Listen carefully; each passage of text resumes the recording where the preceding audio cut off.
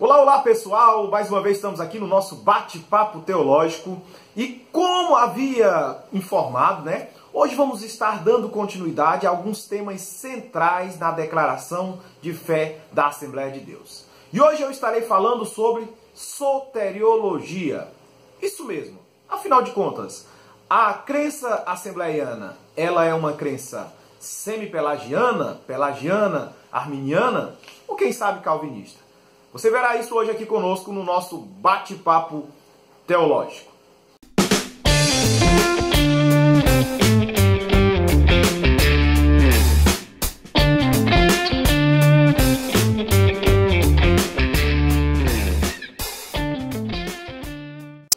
Bem, pessoal, como havia prometido na semana passada, vamos estar dando continuidade ao documento chamado Declaração de Fé, que foi ratificado na nossa 43ª Assembleia Geral de Obreiros, realizada pela CGADB neste ano de 2017. Dentro dessas definições, dessas determinações, que na verdade foram postas em papel, porque como bem diz o organizador, o pastor Ezequias Soares, que é um dos grandes pensadores desse trabalho, essa declaração de fé não é uma imposição, mas na verdade é uma transcrição daquilo que popularmente ou que teologicamente já se escreve no seio assembleiano. Então, nessa declaração de fé são abordados 24 capítulos com vários temas. E um dos temas, talvez o mais controverso, o mais complicado de se centrar, é a soteriologia. Talvez você que não entenda desse negócio está perguntando, o que é soteriologia? Soteriologia é a doutrina da salvação. A procura de entender, nas palavras de Martin Lloyd Jones, a mecânica da salvação. Eu acho interessante o que o pastor Silas Daniel ele apresenta no seu recém-lançamento, neste livro aqui, ó, que eu até recomendo você trabalhar com ele, lançado pela CPAD, a mecânica da Arminianismo, a mecânica da salvação. Ele diz uma coisa seguinte, ele trata essas questões soteriológicas como doutrinas de segunda ordem, vamos dizer assim, que não necessariamente vai definir alguém como herege ou não como herege. Mas dentro da soteriologia assembleiana é importante, ou que a teologia assembleiana ela apresenta, é importante nós definirmos alguns pontos. No início desse vídeo eu falei sobre 4 linhas de pensamentos. Se eu for explicar cada uma delas, vai ser vídeos de 30 minutos. A gente sabe que tem muita gente inquieta. Mas assim, de maneira geral, há uma dúvida muito grande. Por exemplo, o que é arminianismo? O que é semi-pelagianismo? Ou cassianismo? E o que é o próprio pelagianismo? Então, dentro dessas na verdade, são visões da mecânica da salvação, e que algumas delas, como o pelagianismo, ele foi condenado, em concílios, ele foi, vamos dizer assim, desfeito, desconstruído essa visão, mas outras permanecem dentro deste processo de mecânica de salvação. De maneira simples, de maneira bem simples, o que é que nós podemos definir o que prega o pelagianismo? Bem, o pelagianismo ele não crê, na verdade, no pecado original, ou seja, em que o pecado ele passa de uma geração para outra. E, portanto, ele acredita que o homem por si só, com boas obras, com atitudes interiormente boas, ele é capaz de se aproximar de Deus. Não há nada nele que o impeça de buscar coisas boas espirituais e, portanto, conseguir, vamos dizer assim, a salvação por si só. Também de maneira simplista, o semi-pelagianismo ou cassianismo é uma visão também lá dos pais da igreja ainda do século V, que define o seguinte, que define que o pelagianismo tinha um certo ponto de razão, mas que a graça de Deus ela precisa abundar porque o homem sim foi afetado pelo pecado. Mas ainda restou nele condições de liberdade, condições de agir, condições de tomar decisões, porque há algo positivamente bom nele. Então, é algo que, vamos dizer assim, Deus trabalha com a sua graça, mas o homem também tem capacidade de decidir. No século XVI foi cunhado o termo arminianismo, no século XVII, na verdade, foi cunhado o termo arminianismo. O arminianismo, e aí é onde está a grande confusão, de maneira simples, ele não prega, ele não defende que o homem tenha algo que restou no homem algum resquício de liberdade após a queda, que restou no homem algum resquício de positividade após a queda.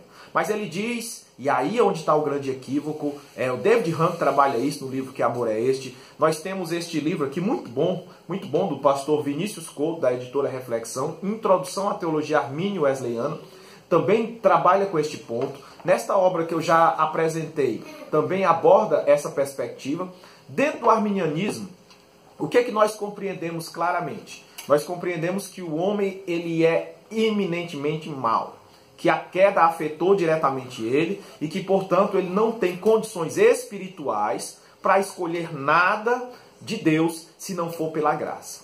Então é preciso que a graça de Deus atue, e aí é o conceito conhecido como graça preveniente, que atue e que o atraia para Deus. Então, neste aspecto, e aí é onde há uma confusão entre pelagianismo e arminianismo, o homem só consegue se aproximar de Deus porque a graça de Deus foi manifestada, trazendo salvação a todos os homens. E esta graça foi manifestada na cruz. Então, esta graça já manifestou, a pregação do Evangelho permite com que este homem tenha visão, e a partir dessa graça preveniente, o homem vai ter condições de se aproximar de Deus. Vai ter condições de aí sim responder positivamente a esta graça. E por último, seria o calvinismo, que está muito na moda na internet, na televisão, nessa coisa toda. O que é este calvinismo? Vamos falar então agora sobre o calvinismo. Bem, o calvinismo ele pode ser sintetizado naquilo que João Calvino escreveu nas suas Institutas da religião cristã. Mas ele é um tanto quanto mais antigo, especialmente quando nós nos voltamos para os escritos de Agostinho. Calvino era um admirador profínco de Agostinho de Hipona. E Agostinho de Hipona, na sua perspectiva soteriológica, ele traz uma visão não tão distante do que nós vamos ver posteriormente com Armínio, porque Armínio era calvinista, mas ele vai trazer uma visão, assim, vamos dizer assim, singular, principalmente com alguns conceitos como a irresistibilidade da graça. Se para Armínio, após uma reflexão, a graça poderia ser irresistível, para Calvino não. Então esta graça de Deus, ela atrai o homem forçosamente, ele não pode decidir, ele não tem condições de decidir. Só dizendo, eu estou sendo bem simplista aqui, bem simplista mesmo, que é uma visão panorâmica para a gente chegar onde eu quero. E neste aspecto aí, outro ponto que é muito controverso é a questão da dupla predestinação, onde uns são predestinados para o céu, outros predestinados para o inferno, e que o homem ele não teria, no caso, condições de reagir, que não haveria essa graça preveniente. Bem, neste aspecto, a declaração de fé ela vai trazer um conceito sobre graça. E é isso que eu quero chegar. O que a Assembleia de Deus ela define? Ela é semi-pelagiana, ela é arminiana, ela é calvinista? No parágrafo 5º do artigo 10, que trata sobre salvação, a nossa declaração de fé vai dizer o seguinte: a graça de Deus. Cremos que homens e mulheres foram atingidos pelo pecado, a tal ponto que, embora tenham sido feitos à imagem de Deus, não podem por si mesmos chegar a Deus. Não há nada que o homem natural possua ou pratique que lhe faça merecida a graça de Deus. Ou seja, entrou no conceito arminiano completamente. Ou seja, que o homem é destituído, que ele é depravado totalmente. A Bíblia ensina, não há ninguém que entenda, não há ninguém que busque a Deus. A Bíblia qualifica essa condição espiritual como mortos em pecados e mortos em ofensa. A ideia da morte aqui é de separação e não de aniquilamento. Agora vem o ponto. Então, até aí, pode ser enquadrado no arminianismo e no calvinismo, esse conceito da Assembleia de Deus. Mas Deus derrama sua graça, sem a qual o homem não pode entender as coisas espirituais. Ou seja, foi Deus quem tomou a iniciativa da salvação. Do Senhor vem a salvação, Jonas 2,9, agindo em favor das pessoas. Graça é um favor imerecido. É por meio da graça que Deus capacita o ser humano para que ele responda com a fé ao chamado do Evangelho.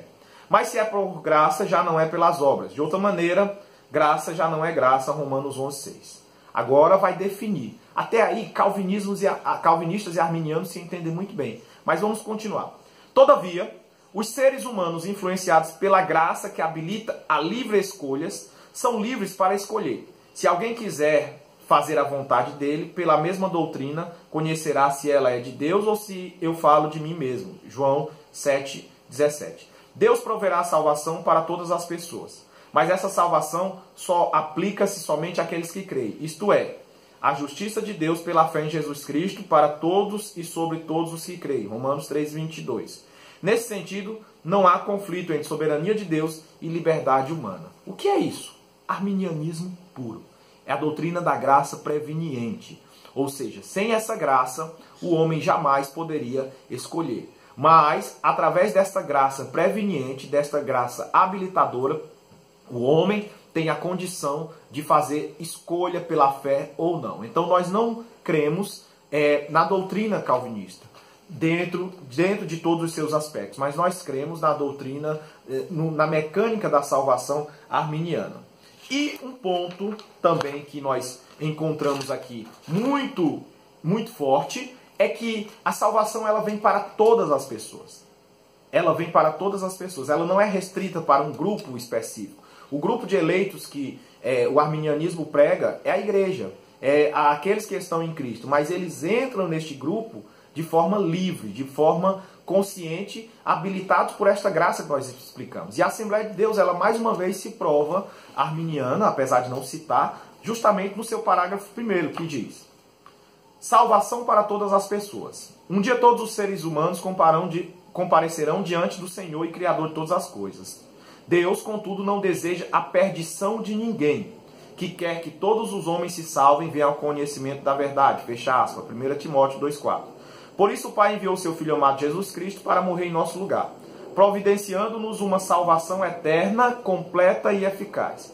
O Evangelho contempla a todos e a ninguém exclui, abre aspas, porque a graça de Deus se ha manifestado trazendo salvação a todos os homens. Tito 2,11. Por conseguinte, a salvação está disponível a todos os que creem. Sim, todos nós, sem exceção, podemos ser salvos através dos méritos de Jesus Cristo, pois todos nós fomos criados à imagem de Deus. O soberano Deus não predestinou incondicionalmente pessoa alguma à condenação eterna, mas sim almeja que todos, arrependendo-se, convertam-se de seus maus caminhos. Abre aspas. Mas Deus, não tendo em conta os tempos da ignorância, anuncia agora a todos os homens em todo lugar que se arrependam. Atos 17:30. A predestinação genuinamente bíblica diz respeito à salvação, sendo condicionada à fé em Cristo Jesus, estando relacionada à presciência de Deus. Concluindo este ponto. Portanto, a predestinação dos salvos é precedida pelo conhecimento prévio de Deus, daqueles que, diante do chamado do Evangelho, recebem a Cristo como seu Salvador pessoal e perseveram até o fim. A predestinação do crente levando-o a ser conforme a imagem de Cristo. Assim sendo, todos somos exortados a perseverar até o fim. Abre aspas, aquele que perseverar até o fim será salvo, Mateus 24:13. A graça de Deus é manifestada salvadoramente maravilhosa, perfeita. Entretanto, não é irresistível, pois não são poucos os que, ignorando o Evangelho de Cristo, resistem ao Espírito da graça. A graça divina tanto salva quanto nos preserva a alma neste mundo corrupto e corruptor. A fé antecede a regeneração, porque pela graça sois salvos por meio da fé, e isso não vem de vós, é dom de Deus. Quem crer e for batizado será salvo, mas quem não crer será condenado. Marcos 16:16 e Efésios 2:8, nós já havíamos citado. E encerrando, se com a tua boca confessares ao Senhor e em teu coração creres que Deus ressuscitou dos mortos, será salvo. Romanos 10:9. Queridos, de maneira simples e clara, a Assembleia de Deus abraçou oficialmente a mecânica da salvação arminiana.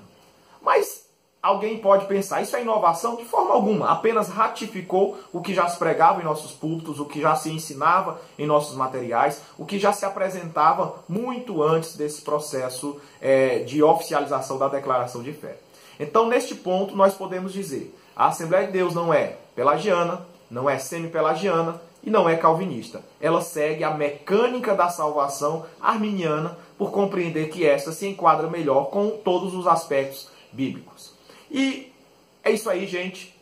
Muita coisa precisa ser dito, muita coisa precisa ser estudado. Aqui foi uma síntese. Por favor, não me venham com blá blá blá, porque a gente pode tratar desse tema em vários outros aspectos, mas aqui eu tentei sintetizar para que ficasse o vídeo não muito longo. Mas essa aí é a posição oficial da Assembleia de Deus na declaração de fé sobre soteriologia. Existem outros pontos, mas a gente trata em outro vídeo. Espero que tenha esclarecido e aqui fica o meu convite a você. Se você gostou, dá o seu like, se inscreve no nosso canal se ainda não se inscreveu. E na próxima nós estaremos falando sobre escatologia. O que é que a declaração de fé apresenta sobre escatologia? Um abraço e até a próxima, em nome de Jesus.